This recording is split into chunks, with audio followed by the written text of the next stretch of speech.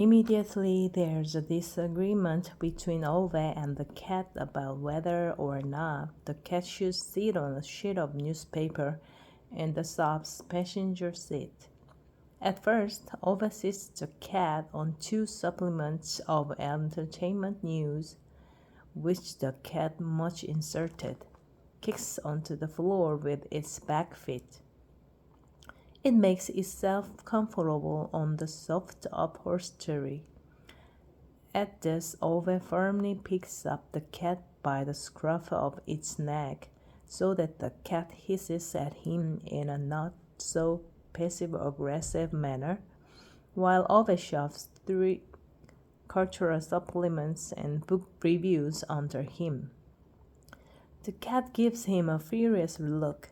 Ove puts him down, but oddly enough, it says on the newspaper and only looks out of the window with a wounded, dismal expression.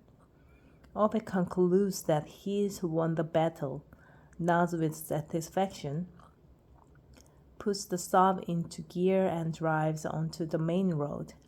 Only then does the cat slowly and deliberately drag its claws in a long tear across the newsprint, and then puts both its front paws through the rib, while at the same time giving Ove a highly challenging look, as if to ask, "And what are you going to do about it?"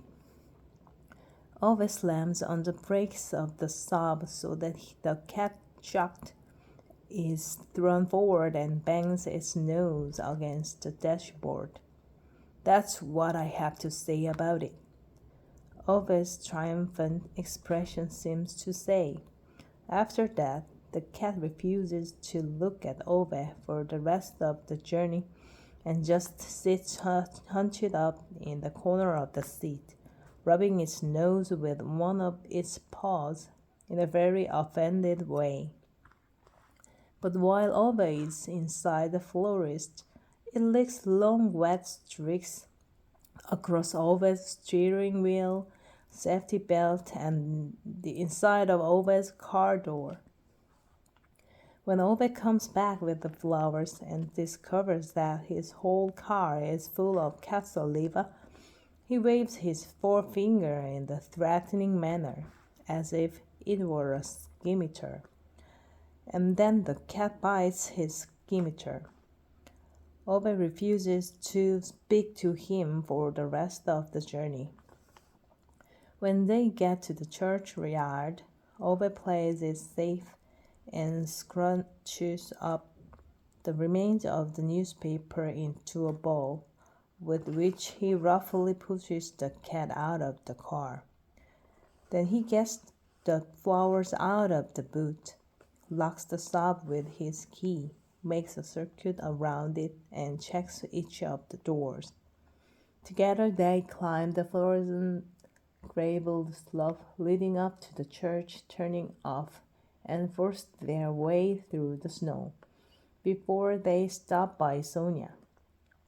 Ove brushes some snow off the gravestone with the back of his hand and gives the flowers a little shake.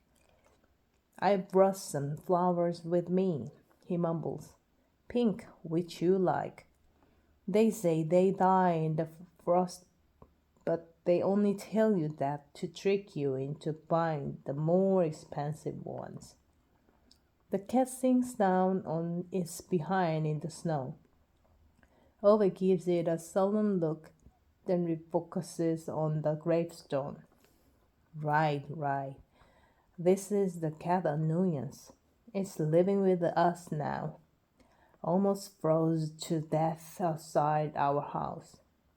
The cat gives Ove an offended look. Ove clears his throat.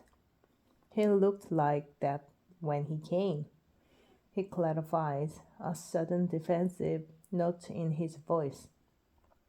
Then with a nod at the cat and the gravestone.